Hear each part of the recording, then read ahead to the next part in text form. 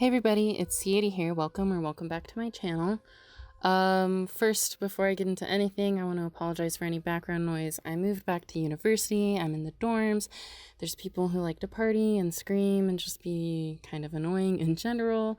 There's also like loud machinery, and then I also have my cat with me who likes to climb over things and attack stuff.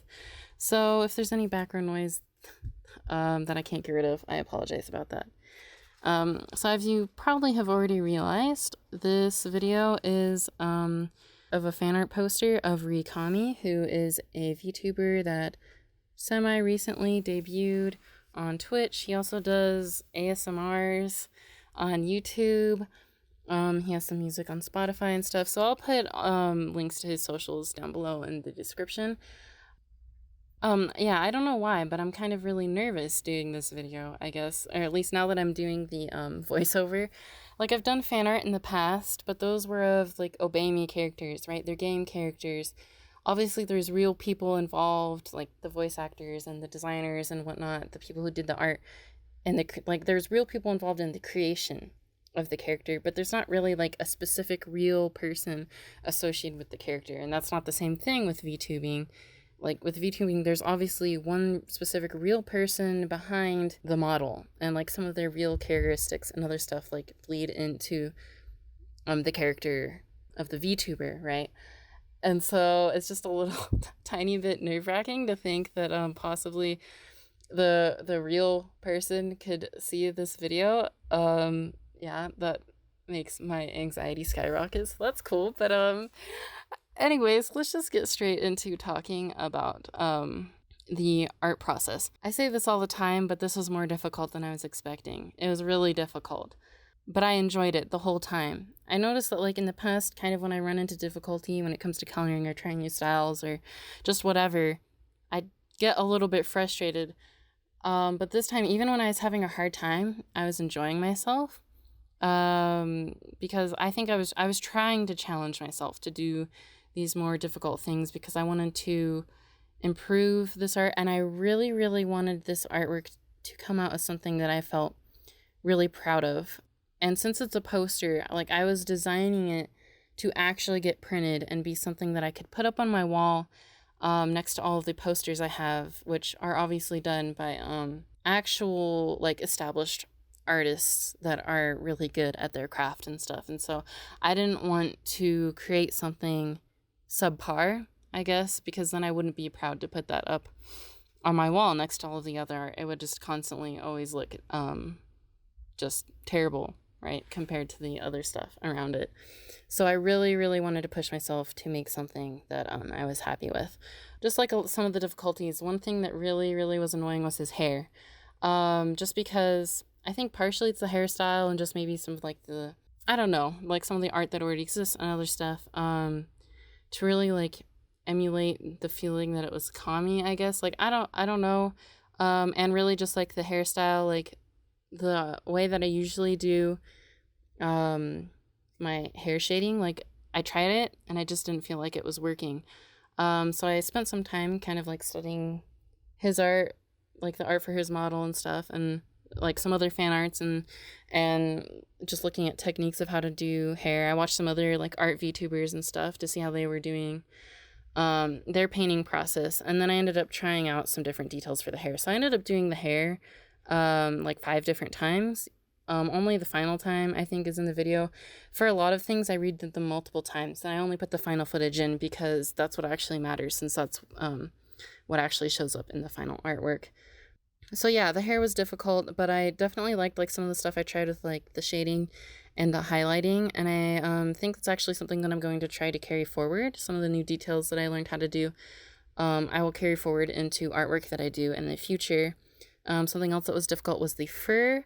So for a lot of the items, I actually did a first, like, practice round before I recorded, because I was doing a lot of, like, new textures and stuff that I haven't done before, and I wanted some practice before I actually tried to record the actual thing. So I did the fur, and it actually came out super nice. I was super happy with it. And then I deleted that layer, which I shouldn't have done. I should have just hidden it, but I deleted it, started my recording, and tried to do the fur again, thinking this is going to be easy. It was way easier than I thought it was going to be, and it came out terrible. And so I got rid of it, and then I tried again. And obviously, like, at this point, like, it's too far back to just undo and get that original layer back. I've gone too far. There's no going back. And so I have to keep redoing it over and over again. And I never got all the way back to the original way that I had done it, and I was really happy with. But I did get somewhere that I ended up being happy with that I think looks good, especially when I came back like the next day. I was like, hey, it actually looks pretty good. And then I think also like the texture of the tie and like the inner lining of the jacket, like it seems like it'd kind of be like a satiny texture, I guess, with a bit of sheen, which I haven't really painted that type of fabric before. So that was actually pretty fun to mess around with. I was using the smooth watercolor brush, which is something that I actually just discovered recently when I was working on my own VTuber model art. And I happened to discover the brush, and it just felt so intuitive when I was painting the skin. I absolutely loved it because it blends really nicely, but then you can still get a hard edge if you want to by changing the amount of pressure. And it felt way more intuitive than any other brush that I've used. I don't know why necessarily. Like, it doesn't behave like real watercolor. At least based on my experience of what I've done with watercolor, it does not behave like traditional watercolor, but it's definitely a lovely brush. I love using it. And it became really important when I was doing the pants, because like if you look at a lot of my other artwork, the pants is usually pretty lackluster.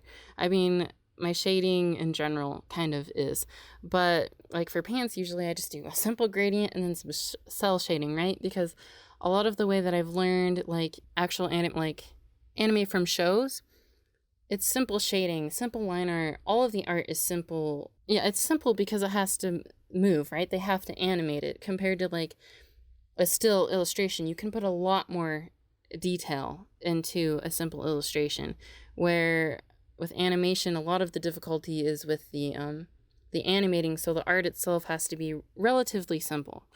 And so that's what I've often based a lot of like my studying on when I've been learning how to draw anime and stuff. But I've really been wanting to add more and more painterly stuff into my art. So I really pushed myself to do that with this piece, because I knew that if I just did the pants simply with a gradient and cell shading, it was going to look so off. There's so much detail on his upper half of the body that it would totally stand out if the pants were super simple. So once again, I spent some time studying some other art and like how to do the painting, and then I kind of just went for it using like the smooth watercolor brush. I'd gotten quite a bit of practice using the brush, and it came out really good. I feel like it's something that I was really, really happy with in the end. I really like the kind of like paint texture that it has, that is slightly reminiscent of like traditional artwork in a way, rather than just really like more flat digital colors. And then also another thing is just there's so much detail in his character, which isn't a bad thing, but there isn't, since he did debut fairly recently, it's not like there's tons and tons of art to take from for reference. And so I grabbed like a few different like promotional arts and some other stuff, and like his full body art and some screenshots from streams and stuff, and tried to get figure out as much of the details and piece them together from those arts as I could. But even like all the way up until the end where I was almost done working on the character, I was noticing more details that I needed to fix. Like I was often watching his streams while I was working on the art, and like he would sometimes like zoom in or move around different parts of his character and be like, oh shoot, there's another detail that I missed. I think like one of the last things I figured out was the rings, the red gemstone on the rings. Like I think I just had it as a simple circle at first, but if you look, it's like actually a bit angular, which makes sense because it is a gem. So yeah, there's just like lots of details that I had to try and pick up and change throughout the process, just as I like watched the streams and looked a bit deeper into some of the art and his model and stuff. And then, so another thing for this piece is it is a poster, right? It's not just like my typical illustration. I wanted it to be more poster-like. So the inspiration for this actually came when I was listening to one of his songs, Godly Treat. And like just listening to lyrics, suddenly I got this image in my head where I wanted to have lyrics that he was sitting on and like have this blocky text that he was sitting on. And so I took the line, join the carnival, and then I put him sitting on top of that. I also took the word villain, just because I think, like, he says, I'm the villain several times in that song. And so I put that, like, in the background. But yeah, so there was a lot, like, I wanted to have the text elements in there to kind of add to, like, the postery aspect of it, and take in some of the stuff that I'm learning at university, because in my major we study lots of stuff like making videos and animation and game design and web design and graphic design. So I wanted to take some of the stuff that I learned in graphic design and apply it to this. So a lot of thought went into like picking the fonts and taking inspiration from the song and from his character and the stuff that like exists around his character and turning that into a poster. So like, if you don't know, he's kind of known for being a yandere, so I got this bloody, blocky text to do the join the carnival, and then the villain was another like text that I found while I was scrolling through the scary texts online. That's like this concrete texture with cracks through it and stuff, so I used that in the background. I lowered the opacity for that because that was not meant to be the spotlight. The villain was not meant to be the spotlight, but it was just a detail that I wanted in there, but I didn't want it to distract from like the character art and other stuff that was in the image. Like the main text was really the join the carnival. And then like also like we've learned about 2/3, proportions of 2/3 in the poster. Like you don't want to do like half and half. Instead, like you want either your artwork or the text to be 2/3 of the poster, right? And so I did like about 1/3 for the join the carnival, and then the rest of like the actual art takes up about 2/3 of the poster. And then so one of the other things is the way that he's sitting, it's like this L shape, right? Which creates this bunch of empty space in the upper right corner, and I did not know what I was going to put there. Eventually decided, hey, like he always has these like letters with a little heart on them, so I'll put a big letter in the corner. But I didn't really know what I was going to do more than that, and like just having the random letter there would look kind of weird. But I noticed when looking at his stuff, like there was hearts, and then obviously like the crown is a big part of his character, so I took those details and then just made a bunch of like copies and sized them differently to have variety and maybe create a bit of depth. Obviously there's not it's not really tons of depth. Also like with the text, I added like the black text in the back to create this like 3D effect, so it didn't look like he was just sitting on this flat text. I wanted to be 3D, even though, you know, technically, well, he's a 2D anime boy, but, you know, let's just forget that.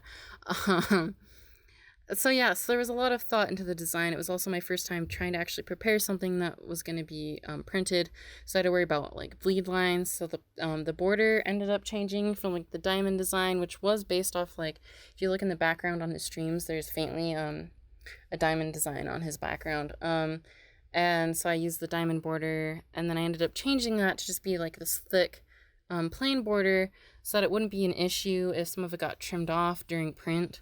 And then I also added like the fancy little heart corner designs with like the vines up on the top, just because I wanted to add something a little bit more to the border, and I felt like that little fancy bit kind of worked with his character. You know, he's like wearing fancy clothes and stuff, and he's got his crown and stuff, so. But yeah, so a lot of thought went into the design, and also just the artwork itself, and I ended up like creating something that I'm actually really, really happy with. I was really worried that I'd end up with something that like didn't meet my expectations, but I'm actually super happy with how it turned out. I can't wait to actually get it printed and put it up on my wall. But that's pretty much all I have to say. Once again, I will put all of Kami's socials in the description, and I guess if you liked the video, consider subscribing or not, you know, it's cool either way. But I hope you have a nice day, and I'll see you in the next video. Bye!